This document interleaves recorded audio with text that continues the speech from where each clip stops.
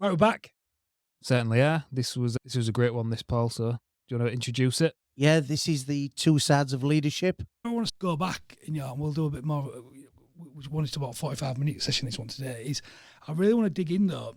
When we look at the life force, so we've discussed the physical body, where we are, discussed our relationship with other people, but I actually think we should start the opposite way around as well. Yeah, we can attack. We've got to have a physical, have a healthy body, healthy mind.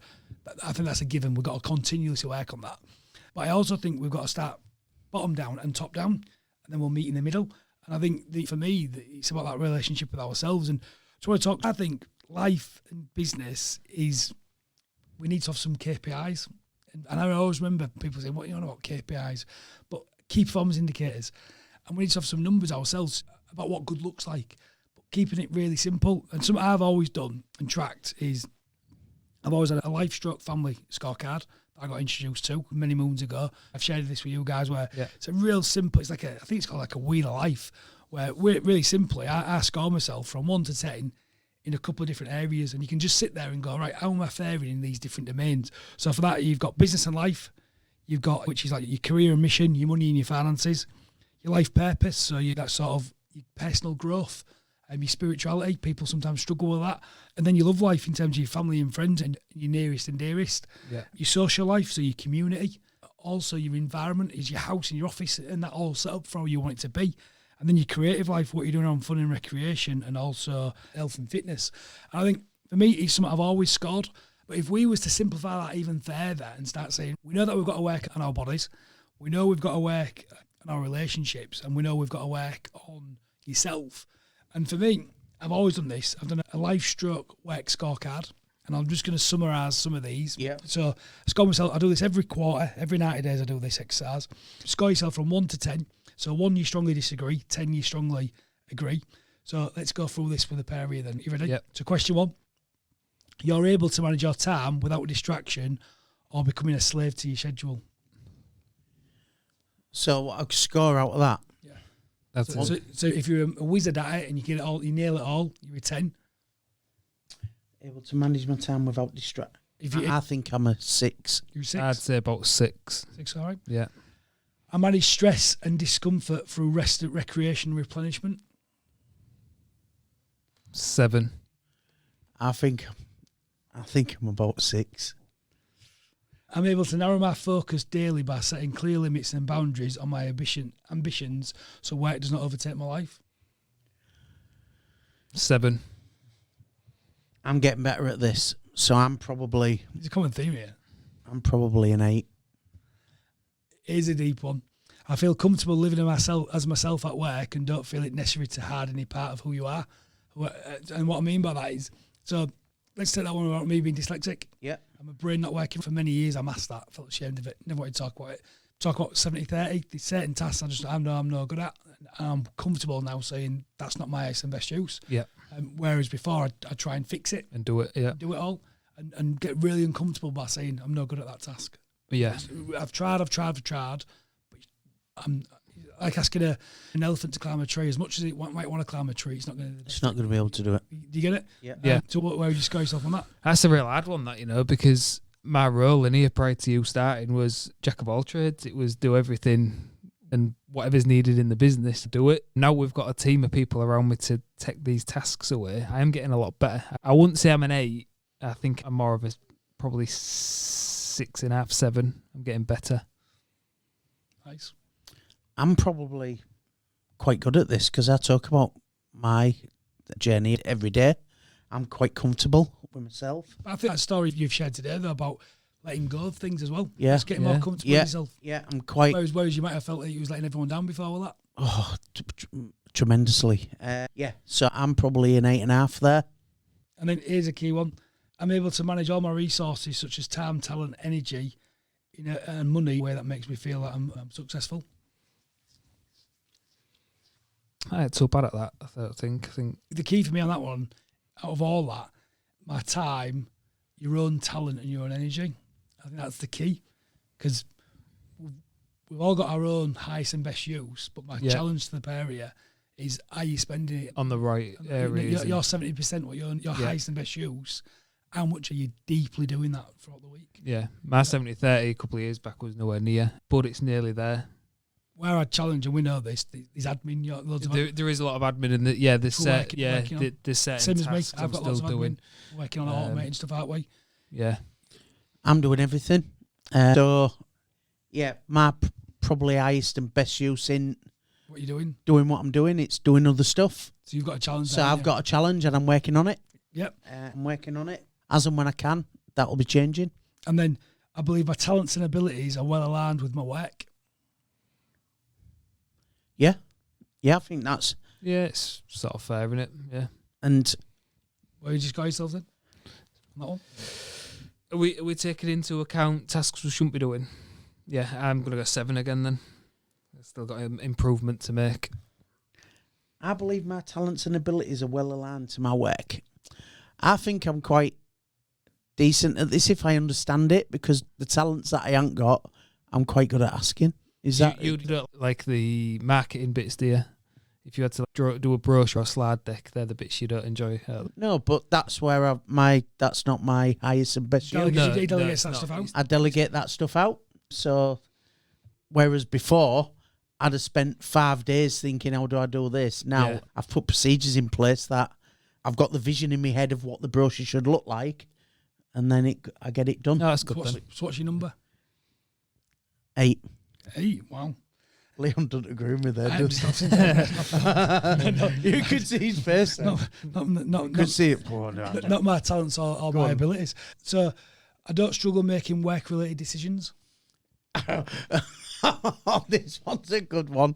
Go to you first, Dean. I do at times. I feel like I've got my own sort of judge box, and I'm all right at that. Explain judge box for someone. So you and Scott have given me an area where you know that based on our values and based on everything reasonable and practical, that I'd make the decision. And you've even got a budget in there for certain things, don't you? I have, and I've got a budget for certain things. So I know that if I make a decision, it's based on what I feel was right. It's not an educated guess. There'll always be a reason behind it.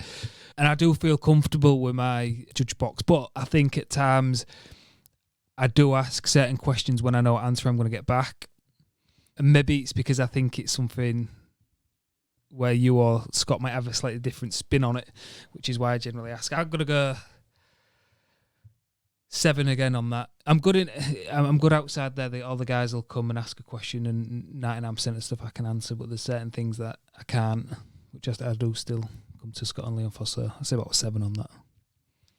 I'm probably about a 7. A year ago, no, maybe 2 years ago, I wasn't really good at should I say I can make decisions, the crucial decisions that I struggled on at certain times. But the more I've got more confident, the more I've got more confident in my ability, the more I'm able to make them decisions, and I go with my gut as well. The key where I'm challenging on this though, again, when I use this tool, is it's all about work-related decisions that are in my 70%. Yeah. So what I mean by that is, let's use your example you're using there. There is certain things you sometimes still come to us for. Yeah. But all the time is because you're not confident in that decision. Yeah. But half the time it's, and we've talked about this, because you sometimes do it with me. Yes. Right? Totally. And we all do it, and it's normally them decisions when all you've got is a bad and a bad. You've got a worse Yeah, and a that's worse right. option. Yeah. And the challenge around that is, as leaders, we've got to get comfortable that sometimes we've only got bad and worst. Yeah. You don't have good, better, best. And so all you've got to do is make the best decision you think based on the data you've got. And all I do when I'm coaching you or coaching anybody on that is just make sure that you've taken yourself. I had it today where a drive-by meeting happened, a drive-by on me. And I remember the team wanting to do something, actually the missus who was editing this. And then I had to just say, can we take 5 minutes and can we come back? Because I need some time to process it. Wanted an answer on something, but I didn't have the energy or the capacity to put the energy into what it needed, because I knew if I'd have answered off the cuff, because I didn't have the time, I know, and this is understanding ourselves, I know when I'm pushed for time and I've got to give an answer and I can't give it the energy it needs, I'm short. I can be short and I can come across not my best self because I'm reacting. But what ended up happening was, on the back of that, half an hour later, we had a great conversation, but in that moment, I had to be awkward and challenge that back. So it's understanding that and managing that. Does that make sense? Yeah, yeah, that makes perfect totally. sense. And that links next into I'm able to resolve conflicts involving politics, gossip, slander, favouritism, unfounded criticism. Call it out. What would you say on that? Yeah, I am. I'm able to resolve that. I'm a lot better than that. I think I've progressed with experience. But even in my past life, I was production manager for quite a lot of years, so I had to deal with a lot of conflict, office politics, gossip, and sometimes you can't react to everything. Some things you've just got to. That's what happens. But a lot of the time, it's where you just get somebody in a room and have a informal chat sometimes, and it's enough. Yeah, unfound criticism, you're always going to get that, especially when you're in a position of seniority. You're going to make decisions that some people don't like, but it's what we have to do. So you can't please everybody all the time, can you? Yeah. What would you say on that? What's your number? 8.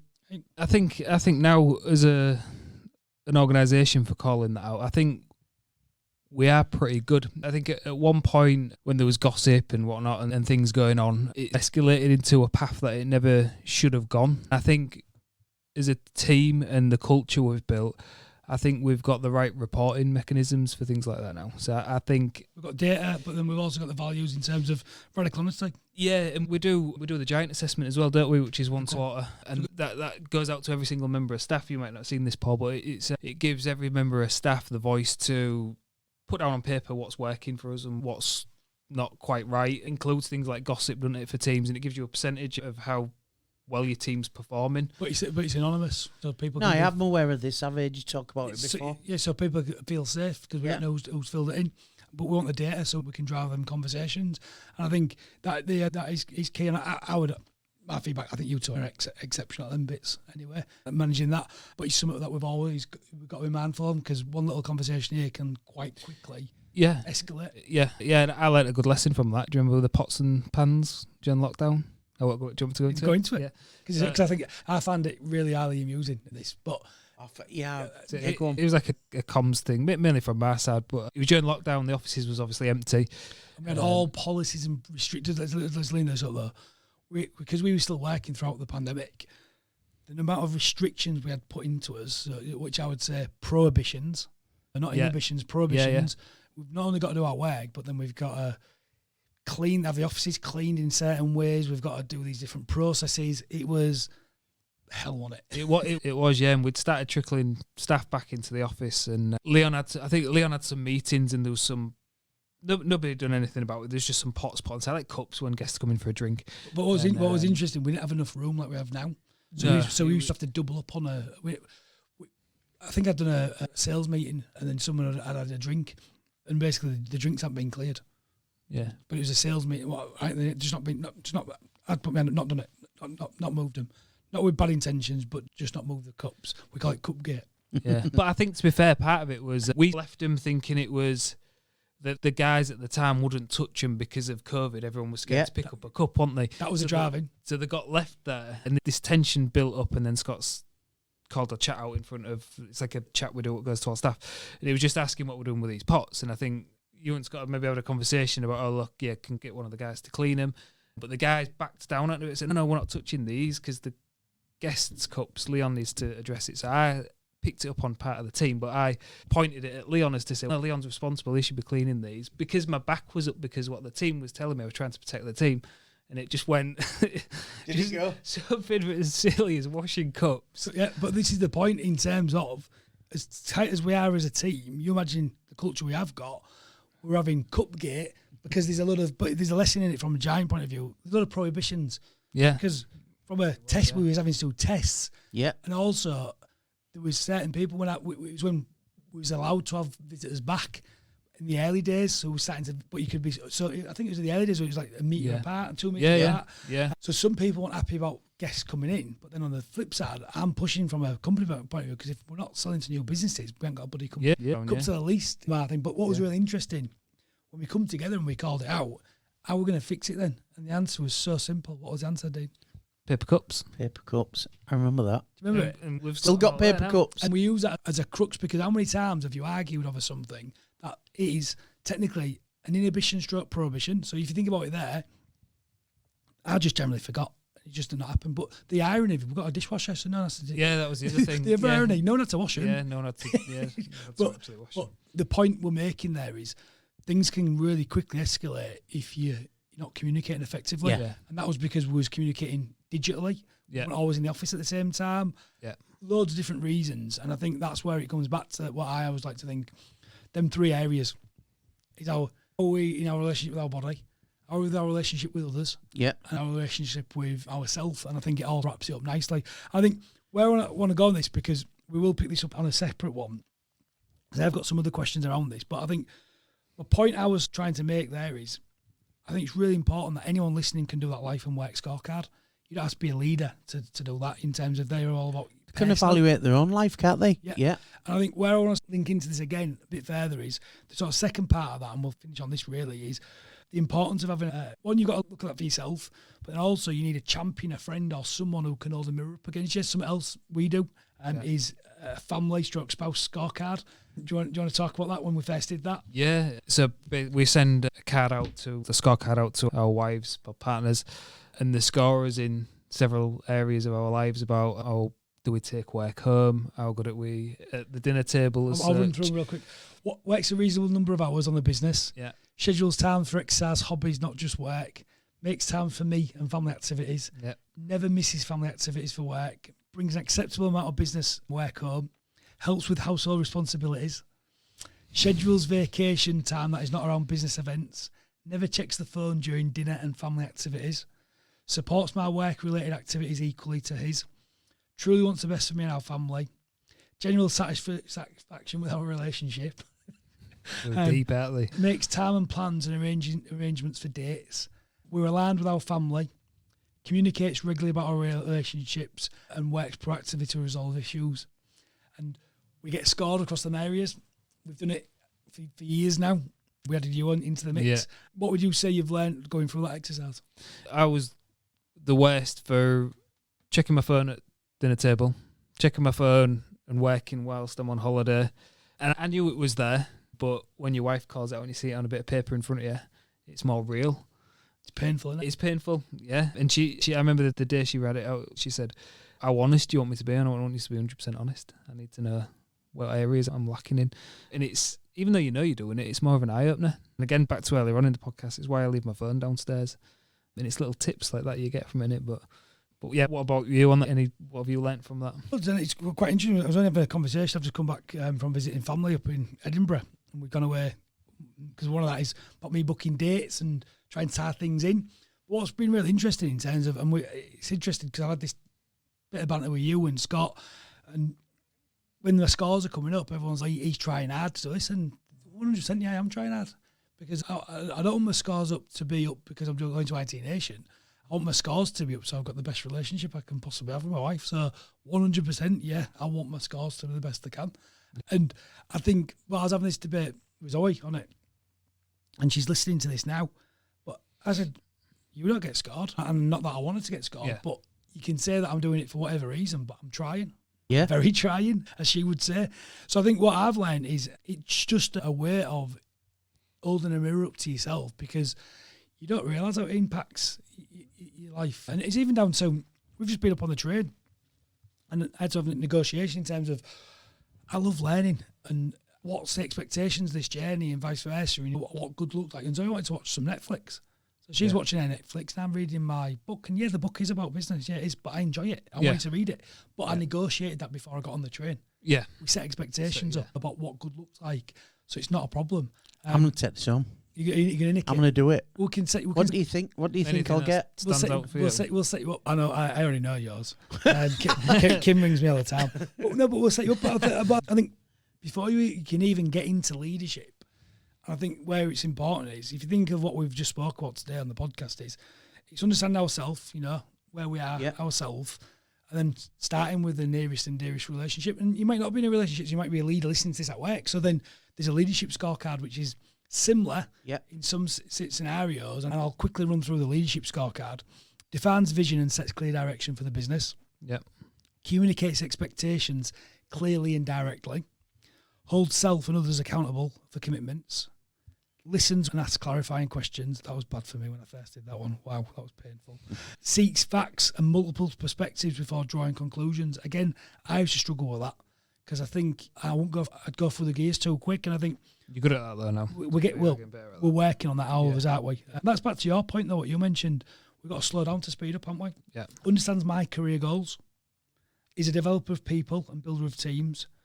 Creates a safe environment and promotes honest feedback and manages conflict effectively. Yeah. And they're painful because my scores could be better on that in certain areas. But then when I look at that, there's getting close to 15 of us now. We look at the Man Club, 700, 800 of us. I know with certain individuals, I haven't got the time at places, but that's where that forces us. People laugh that we're playing FIFA all the time. Why do you think we have FIFA in here? It's because it's quality time. Yeah. I go and deliver my courses all over, and I go into companies and I talk about culture, and I talk about different ways that management and senior leadership team can get to know their staff, right? Because we all need to know our staff and the strengths and the weaknesses. And they need to know us as well. And I use you guys as a blueprint. And I said, look, there's a team there of 15. You can come up with something else if you don't do FIFA, but you can come up with something else where you can meet your apprentices and you can get to know your apprentices on a personal level and have conversations with your apprentices. And I use Think Cloud as a blueprint of culture and how the CEO can play FIFA with the apprentices. That's an example. You can develop something of their own. Yeah, but I think what we're saying is, back to what we've been taught through Giant, it's about making sure we've got structured time. Yeah. An informal time. Yeah. But then also other bits I do when you do this, and I think you're trying to work on this a bit more as well, constructively, spin up other projects that we're involved in where normally we wouldn't always be involved. It might not be our job role. I get involved in the onboarding. I'm going to use the onboarding. Yeah. We're spending more time working on onboarding projects where necessarily we won't lead it, but we're letting other members of the team lead it. Yeah, that makes sense. Yeah, but to be fair, we've worked hard on that, and we're at that point now where I remember one of our biggest tasks was improving customer onboarding, and we're at that point now. You forget how far we've come sometimes. I looked at an onboarding process last week for a customer, and the steps that I have to do now compared to what I had to do a year ago is maybe 75% of them have gone from my list, and that's all because we invested that time to map out what steps needed to be done and by who or department, and that's been massive for me. There's still a lot of work to, don't get me wrong, but we invested a lot of time to be able to real clear on how we onboard a customer. Yeah, but I think half of it is looking for little wins. And you were just saying that there when you were saying about us playing FIFA earlier. But I urge anyone, a great one where I got taught, and I use this in this organisation, get apprentices in, then use the business. In my role, I have no reason to work with an apprentice. Do I? My 7% exam in sales. So I've got to work really hard to think of how can I get some structured time? So the little Ive is, I always, when I speak to the apprentice, I make him director of first impressions. Yeah. You've heard me talk about this all the time. Because I need, when someone comes in, I need a drink making and what it's doing, but I do a deal. And I always say to the apprentice, Chris, who's managing it now, it's the most important job, this, because you're meeting potential future customers. And I'm trusting you to bring them into this office and make it feel comfortable, make them a drink, all the bits. But we have a deal. And I don't know if I've shared this with you guys, but he's got a little tally card. So for every drink he makes me and the guests, he can call it out whenever there's no guest in here, and I'll go make him one. But it's a two-way street, isn't it? Yeah. And it's also looking for ways of, because I think a number of people who employ people who they just do it because they treat them as a resource, and they might not. We want people who our customers respect, and it all starts with that accountability. It's the teamwork. It's all about teamwork, isn't it? Where you've said, look, you do this for me, and when there's no customers in, I'll make you. It's all part of the team, and all right, I'm external from you guys, but I come in here and I have office space in here, and if I see the guys and I go make a cup of tea, I asked everybody if they want a cup of tea. It's just what we're doing, it. Everybody does stuff for each other. I think he's looking for little wins. So anything you want to sort of wrap this one up on? No, I think it's been a really good podcast, this one. I've really enjoyed it. I'm going to take some homework off this. I don't think I might like some of the answers that my wife gives me, but I am trying, hence what I've done over the last few weeks to make time. So what's one thing you're going to take away from it then? Your number one thing? I'm going to take away time and looking at myself The spouse score, yeah. The spouse score, yeah. I'm actually committing to that. I'm committing to it, yeah. Wow. No, because if there's parts of my relationship or marriage or things that I need to improve on, I want to know what they are. I like that. Because I am constantly trying to work on that and I'm trying to be better, like I just said, hence moving away from something that I've done for 24 years. I'm constantly trying to improve, and this is just one tool that I'm going to use to do that. And what's one thing you're going to leave behind then? One thing I'm going to leave behind, you've got me stuck there. I don't know. What are you? Go on, give me a... For mine, in a nutshell, I think to wrap it up, I need to perform well in order for the people I'm leading to perform well. I need to, if I'm performing well, I'm setting that expectation for them to follow. And in order to do that, I need to self-reflect and look at my highest and best use more clearly and make sure I'm really focused on what I'm doing. And then, only that way, people will follow in the right path. I like that, Dean. And I think to help you on that, because I've added them 2 questions at the end, but we're going to start using them more. Yeah. For me, what I'm leaving behind is trying to overcomplicate everything. And look, I want to make sure that everything's simple. And I suppose what I'm going to leave behind is not having to have the answers, but having the right questions to draw out the answers. Yeah, I like that. Yeah, I like that. I like where you're going with that. So I think that leads into when I said I could come to you and Scott and ask for questions. That's why randomly he'll come back to, what would you do? Yeah. He puts the question back on me. My favourite question I ask gets him all me the time. thinking. I've asked him it for probably best part of 7-8 years now. If you had a magic wand, what would you do? And he always finds the answer to that question, and he goes away and fixes it. Yeah, it makes you think. It does. Yeah, it does It's a make great you question. think. No, I think myself, carrying on with what I've done, I'm trying to be consistent, not just in my personal life, but also in business. And one of them is making sure I'm the best version of me so I can be the best version to others. Love it. Yeah. Great one, lads. So that's me checking out. Paul checking out. Dean checking out.